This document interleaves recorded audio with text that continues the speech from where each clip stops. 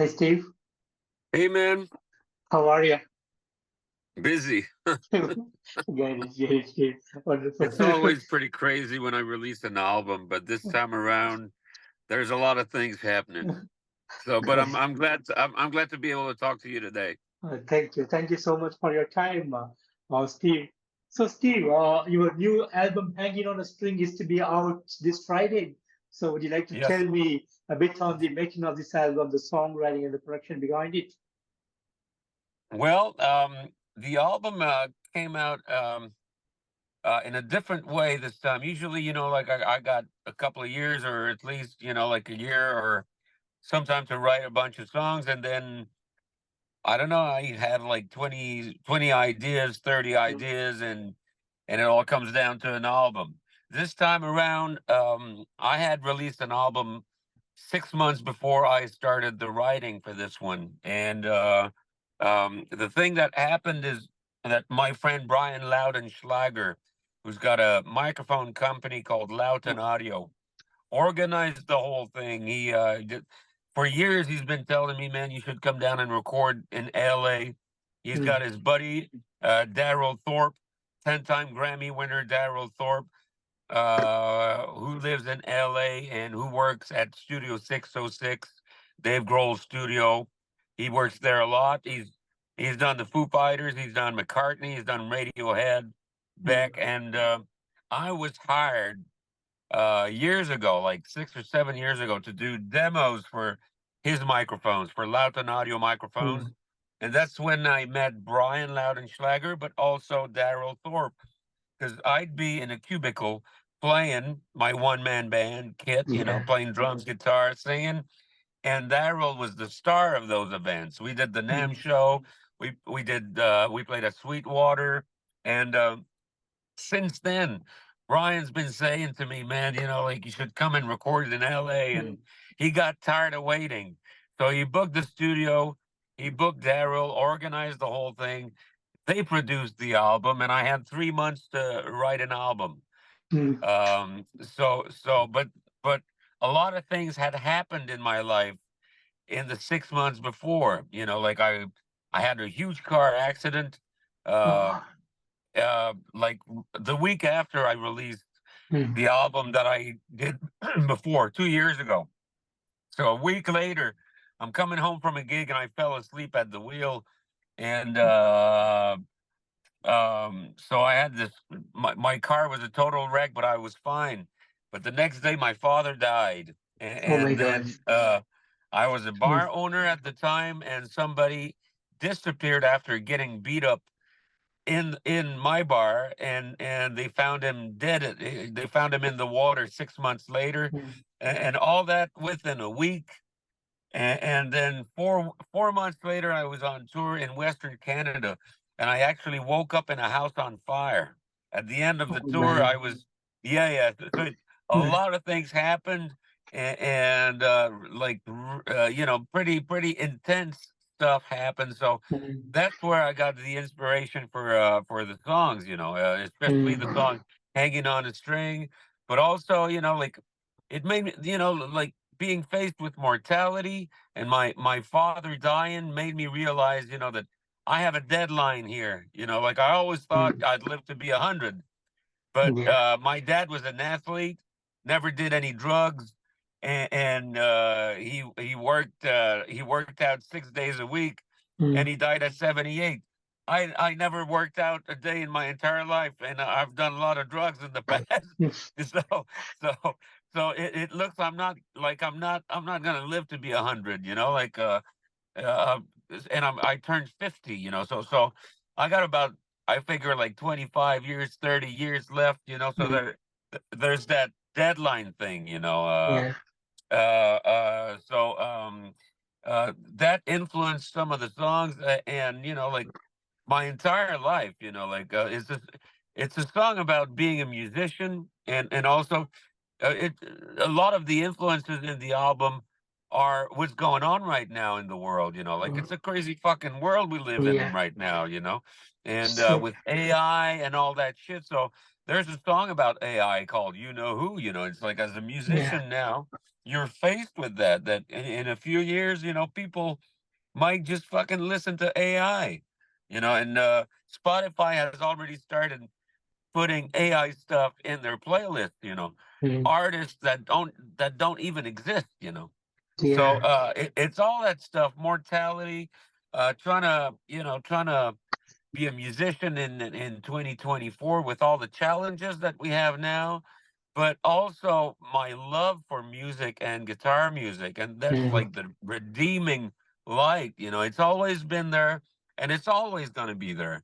And I do believe that a good song will last. And we're still listening to the Beatles, still listening to the Stones. And I Yeah. think we'll listen to that 200 years from now. It's So true. it's a love letter to guitar music, Mm. and it's a portrait of the times that we live in, but it's Mm. also it's very universal and at the same time very personal.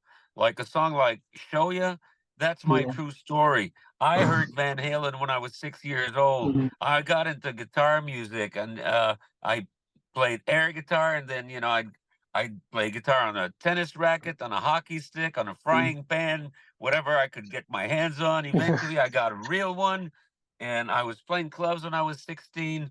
Turned pro when I was 18. I got screwed by the music business many times, and years later, I'm still touring in a beat up car, Mm. but I'm still doing what I love, and I still enjoy performing for the people just as much, if not more than ever. And Yeah. I'm still very passionate about the guitar and about music. So that that pretty much sums up the album. Fantastic, fantastic, Steve. And Steve, I had the pleasure to listen to this amazing album, eight mind-blowing songs, great blues guitar, as you always do, an awesome professional work on your music, and each and every song beautifully done. Being a one-man artist, doing everything, and it all comes so amazingly beautiful in this album. So thank you Thank for the you. musical awesomeness. And as a creator, I know you have done so many awesome albums over the years, but how do you feel about the outcome of this new album? Can you repeat the question? How do you feel about the outcome of this new album? Oh, I'm so happy with it. I mean, it's my 13th album, and it's the lucky 13, man, because I think it's the best stuff I've ever released. I really think it's my best album, and it's what represents me the most. And I've been doing this for over 30 years professionally. Been a one-man band for 12 or 13 years. Mm. Yeah, 13 years as a one-man band. And on this one, I'm doing stuff that I never would have thought would have been possible. When I started the one-man band, it was very, very basic. It was just guitar, vocals, and I stomped my foot on the floor. Then eventually I got a bass drum, eventually got a hi-hat, and then Yeah. a snare. And then I started modifying my guitars I add a pickup so that pickup goes to an octave pedal, a bass amp, and I'm playing bass and guitar at the same time. So I'm playing finger style, so I'm playing the bass lines with my thumb. And then I thought, like it'd be nice to have a cymbal, so I found a way to have a drumstick on my Mm. guitar's headstock, and it's just stuff that I kept adding over the years.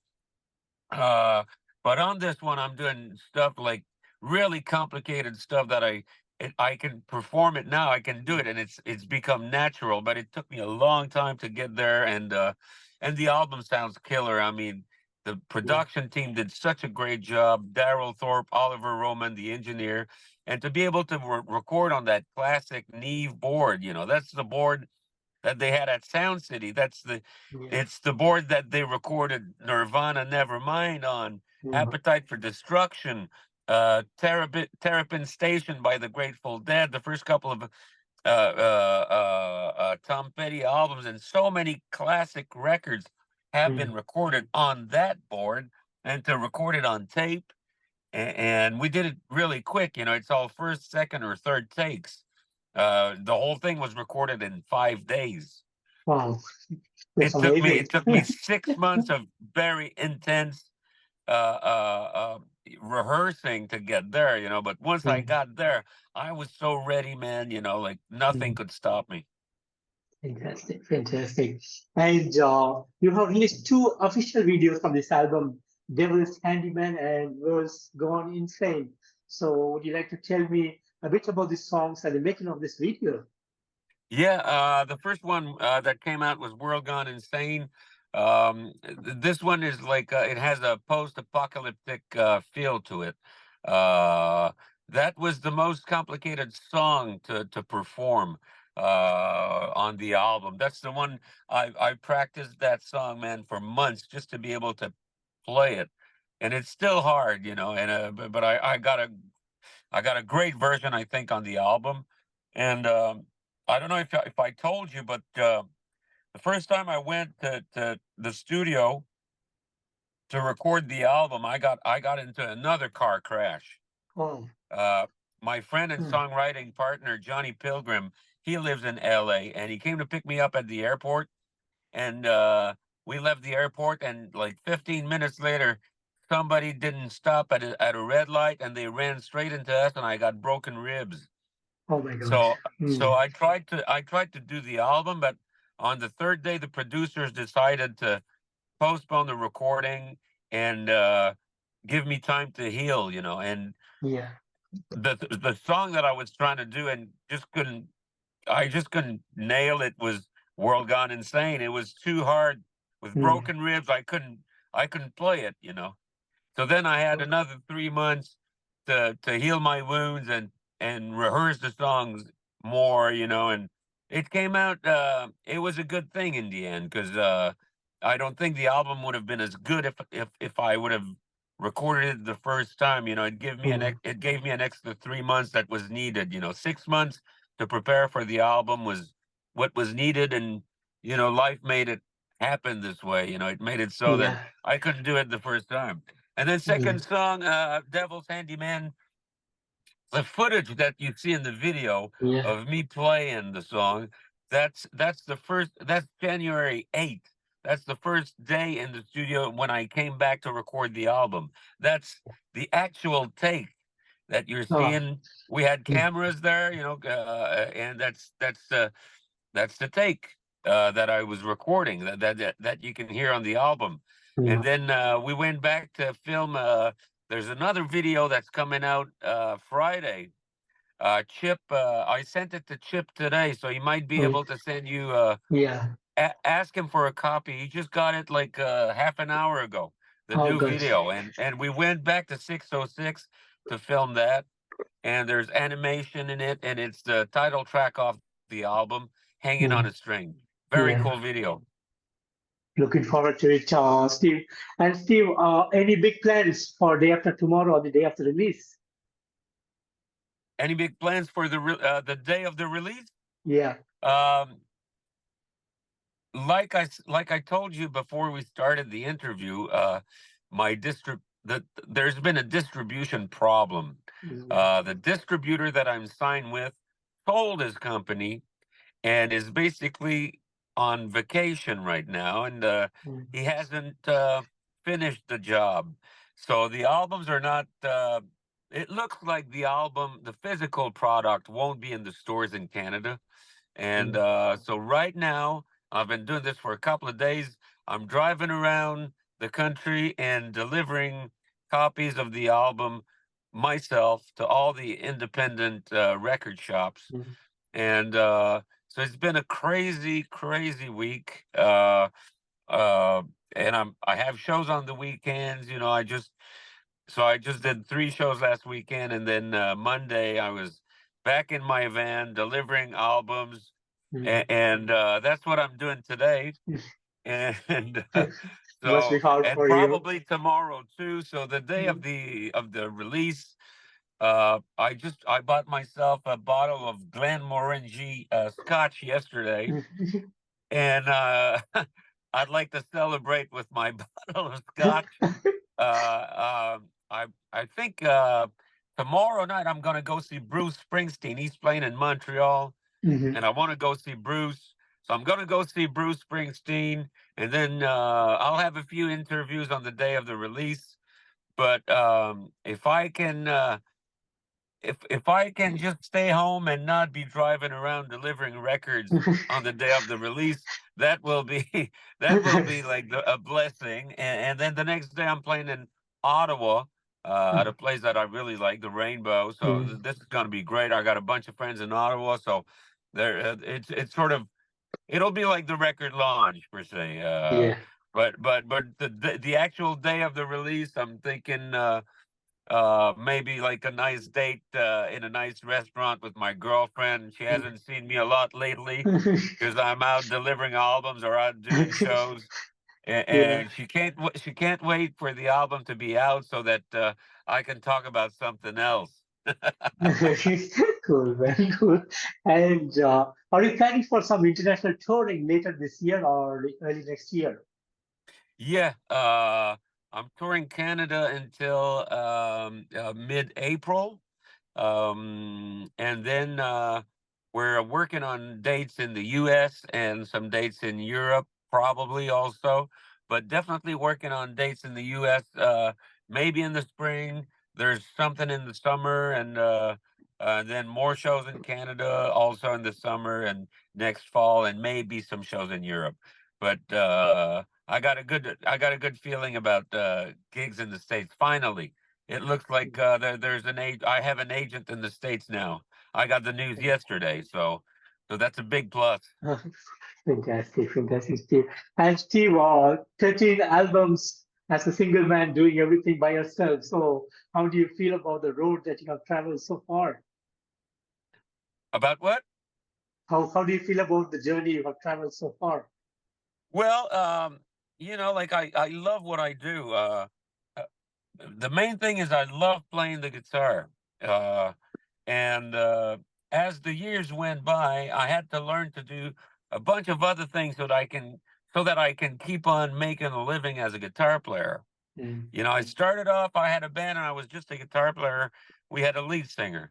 And then he left the band, so I had to become the singer. And then eventually I wanted to make records, but I didn't have a budget for a producer. So I became a record producer. And I wanted to learn how the studio worked, so I learned about studio engineering, and I built my own studio, and then at some point, I got screwed by a record label, and then I got screwed by another record label, and then I got screwed by yet another record mm, label, and I got tired of that, so I started my own record label. And yeah. and at some point, I didn't have a manager anymore. I got screwed by a manager, so I became my own manager. And then at some point, I couldn't pay the bills with the shows that I had with my band. So I figured, like I'll do some solo shows on the side.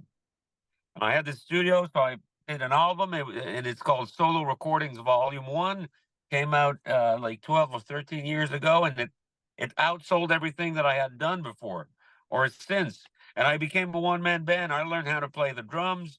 I learned how to play harmonica. Mm, I learned to do it all by myself. So with every challenge, there's an opportunity, and there's always something to learn. So in many ways, all that crap that happened was a blessing because mm, it made me a better musician and a better businessman, and I learned how to do a bunch of different things, and now I do stuff that I never thought I'd be able to do, just out of sheer necessity.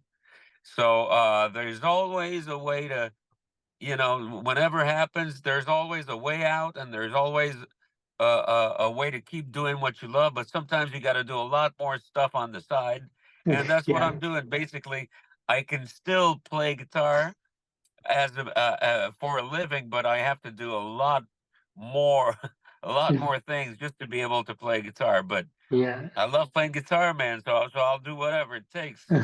Fantastic, fantastic, man. And Steve, do you take music classes or giving classes to students now? No, I don't have time for that. Yes. I'm too busy driving around delivering LPs. Fantastic, fantastic. And Steve, post release of the album. So, what would be your next plans apart from the touring? Eventually some vacation time. I'm getting married next year, Congratulations. and thank you. And I think the next album will be a compilation, sort of a best of all the stuff that I've put out. And I would love to find a label to release it so that I don't have to deliver albums myself Yeah, and do everything myself. That I would be know, the plan. I know, totally understandable, Steve. Uh, so, Steve, finally, any message that you have for your fans around the world? Well, the album will be out November 1st on all the platforms. It's available on stevehillmusic.com, along with all my other albums. If you're into LPs, vinyl, CDs, merch, it's all there, stevehillmusic.com. I think it's available on Amazon, some stores here and there. And I will be on tour all over North America in the next year. So you can find the dates on stevehillmusic.com again. Fantastic, fantastic. And Steve, I want to thank you so much for giving me today this wonderful opportunity in your Thanks, my busy friend. time. Thank you for your time on this busy schedule delivering LPs. So thanks for your awesomeness. And I want to thank you for the awesome music that you have been giving to the metal fraternity around the world over the years. Thanks for Thank you so everything. much. Thank you. And you have a great Thanks, day. my Take care. friend. Thank you. Bye bye. Keep up the good work. Have a good one. Thank you. Bye bye.